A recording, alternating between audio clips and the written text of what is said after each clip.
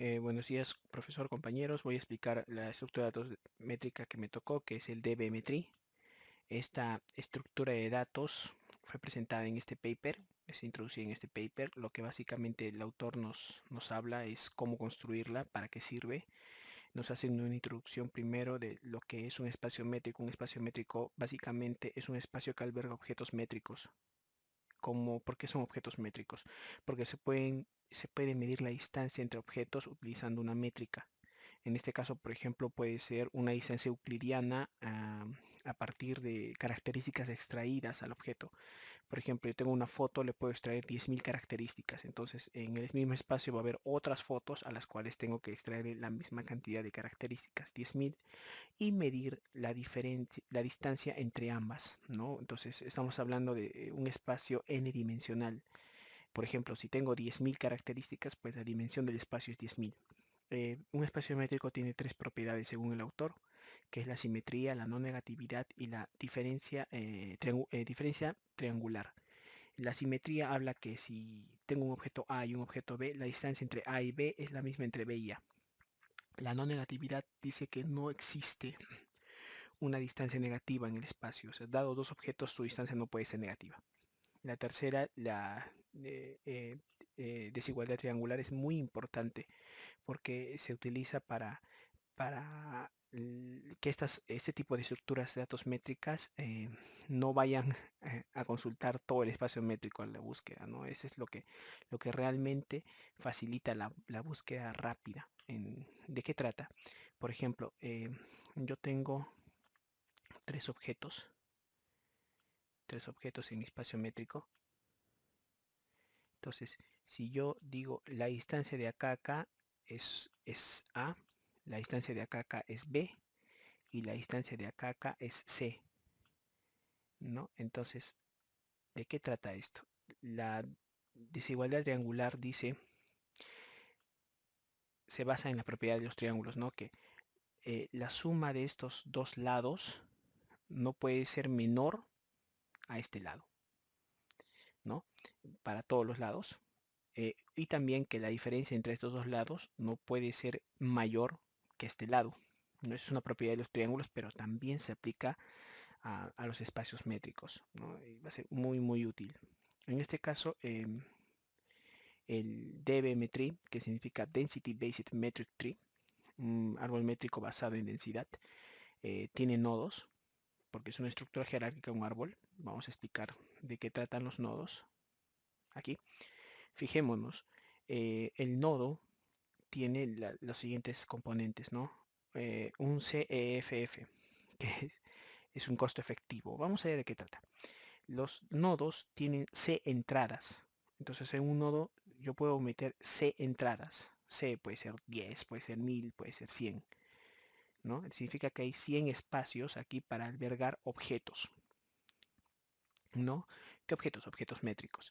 Y también tenemos un vector de punteros, ¿no? Un vector de entradas, vector de punteros. El vector de punteros, ¿qué nos dice? Por ejemplo, yo acá, como a manera de ejemplo, he pintado con rojito los nodos, los espacios que pueden albergar punteros a subárboles, ¿no? Entonces este es el vector de hijos, ¿no? De subárboles. En donde dice null, null, null, null, significa que no hay subárbol. Significa que a esa posición la entrada es una entrada simple, un objeto simple, no tiene subárbol. En las posiciones donde hay subárbol, este es el subárbol y esta entrada en esa misma posición es un representante de este subárbol. El CEFF es un dato numérico que nos indica de las C entradas cuántas están llenas. Por ejemplo, si las C entradas son 1000, o sea, hay una capacidad de 1000, pero no sé, yo guardo 600, entonces CEF, capacidad efectiva, es 600.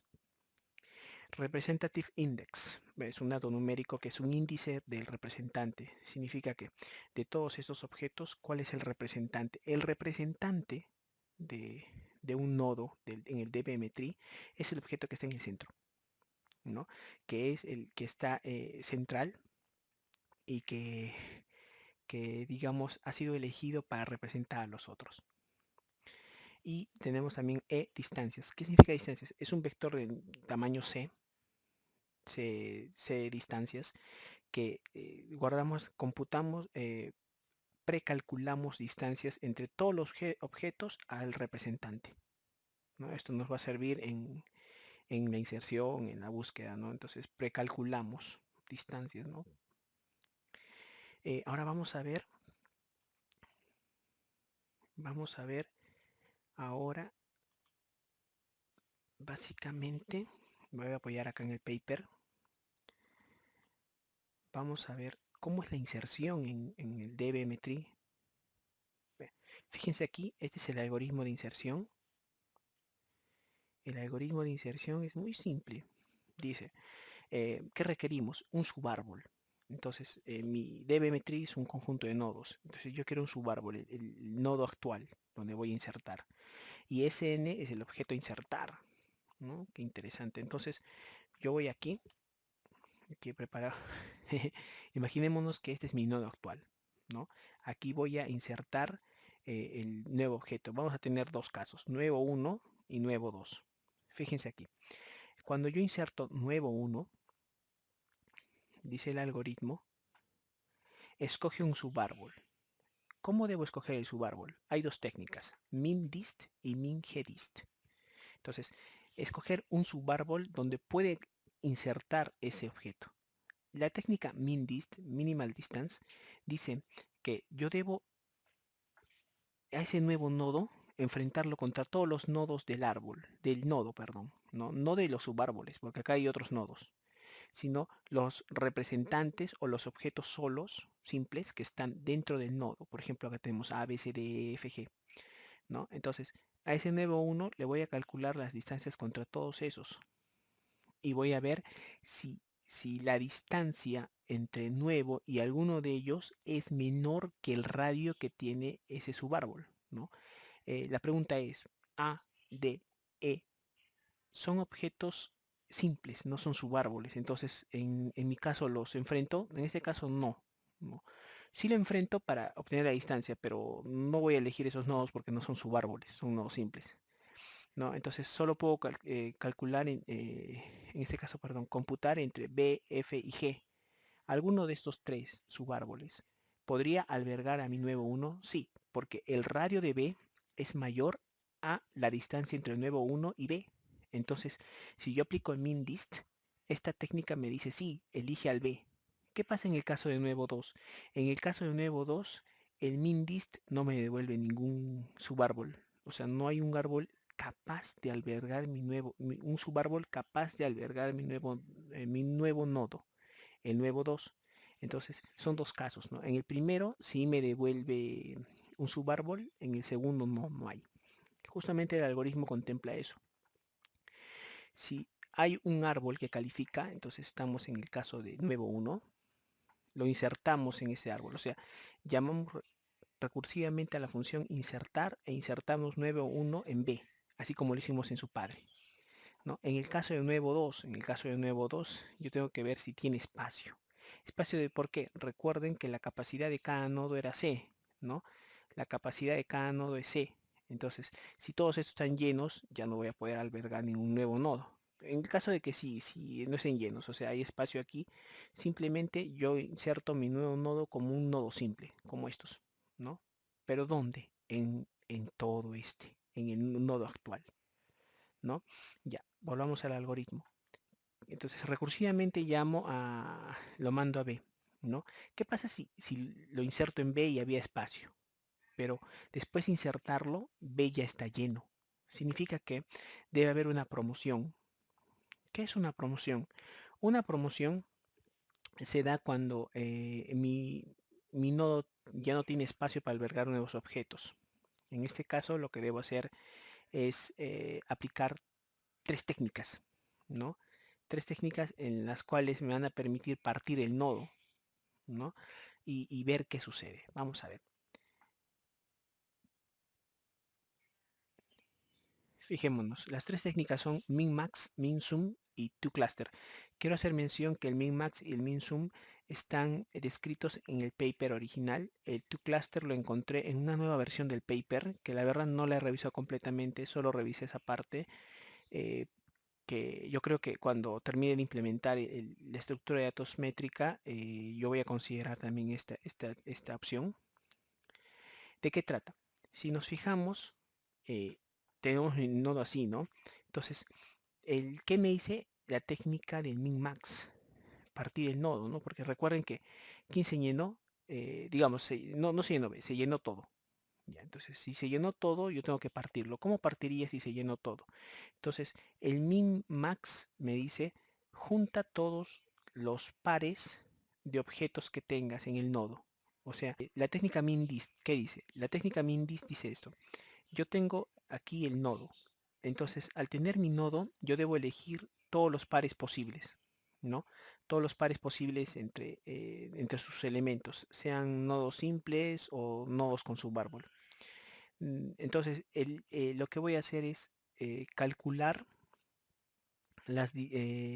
decir eso, ¿no? Voy a elegir, a ver, con el primer par, por ejemplo, B y D. Entonces voy a ver si inserto al más cercano, a B o a D. ¿Quién está más cerca de A? Pues D. Entonces A se iría insertado al D. G, ¿a cuál de los dos está más cercano? A D. C, a D. E, no, E a B. F a B, ¿no? Entonces, ¿qué pasa? Si los inserto así, se van a formar dos grupos. Entonces, de estos grupos tengo que ver cuál de los dos tiene mayor radio, ¿no? Digamos, el que tiene mayor radio es el B. Ya, entonces, para esa pareja, para ese par, el radio más grande entre los dos es, no sé, 5. Entonces vuelvo a elegir otro par y vuelvo a hacer el mismo proceso. Saco el máximo radio y comparo con el anterior radio.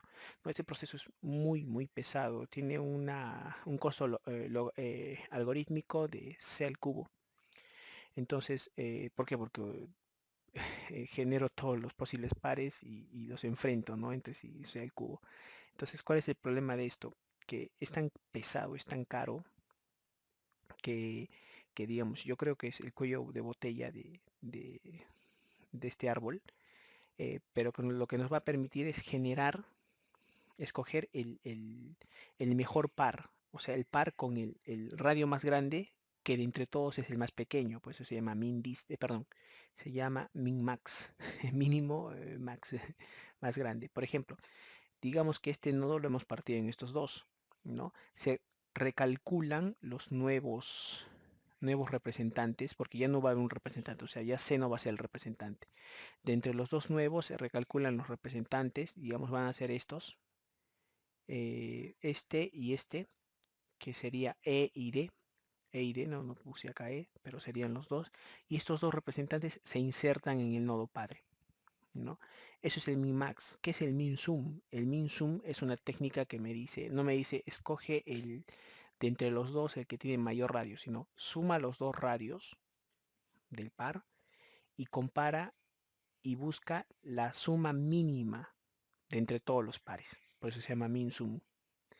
Y el toCluster, que es la técnica que les comenté, que leí en la nueva versión del paper, lo que hace es, dado todos los elementos del nodo, así, se toman como si fueran subclusters de un elemento. Y de ahí se empieza a ver, ¿no? ¿A qué subgrupo está cercano? ¿A este o a este? Entonces, digamos, está más cerca del grupo E, entonces ambos forman un grupo. Y luego con este y este y este. Entonces, al final vamos a tener muchos grupos, ¿no? Se va a llegar a un punto donde se va a tener, digamos, dos grupos grandes. En el caso que tengamos dos grupos grandes, pues generamos los dos nodos y los representantes se promueven al padre. ¿Qué pasa si quedan objetos solos? O sea que no se insertan a ningún grupo. Estos se insertan como objetos simples en el padre, ¿no? Sí, y eso es en cuanto a la inserción. Vamos a ver la técnica de consulta.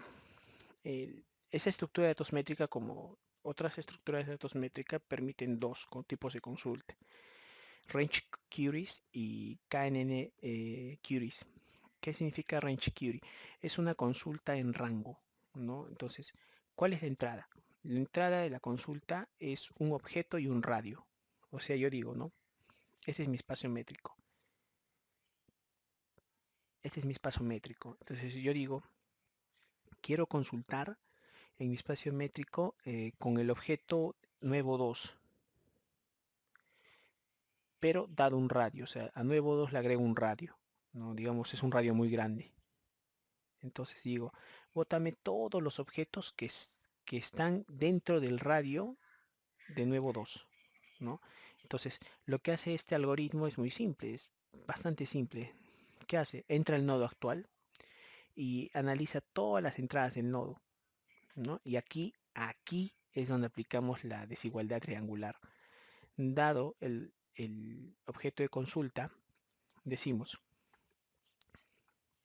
si la distancia, del representante, o sea, del centro, menos del centro al nuevo, o sea, esta distancia, menos la distancia de este representante al objeto que estamos consultando, que en este caso va a ser B. O sea, si esta distancia menos esta distancia es menor o igual al radio de consulta, o sea, al radio de B, más RI, que es el radio del subárbol, ¿no? El radio del subárbol. Entonces, ¿qué significa? Que yo estoy aplicando de esta manera de desigualdad triangular. Digo, si este cateto del triángulo menos este cateto es menor o igual que este cateto, significa que se cumple la desigualdad triangular. Y cuando se cumple la desigualdad triangular, pues significa que esta consulta posiblemente haya encontrado objetos por acá, ¿no? Por acá, ¿no? O acá o acá, ¿no? Entonces significa que lo que estamos haciendo, estamos buscando que a B, porque B es lo que estamos evaluando, que B y sus hijos, o sea, todos sus hijitos de B también, que es un subárbol del nodo completo, tengan, eh, tengan objetos dentro de la consulta. Imaginemos que la consulta está acá. Entonces, si se cumple la desigualdad triangular, significa que posiblemente hay objetos de B que pertenezcan a la consulta. Si no se cumple la desigualdad triangular, pues entonces no hay objetos de B en la consulta. Significa que el radio de nuevo 2 no alcanza B, ¿no? ¿Para qué sirve esto? O sea, esto es muy, muy importante porque si no hay objetos de B dentro de la consulta, entonces de repente B tiene 1.000 millones de objetos.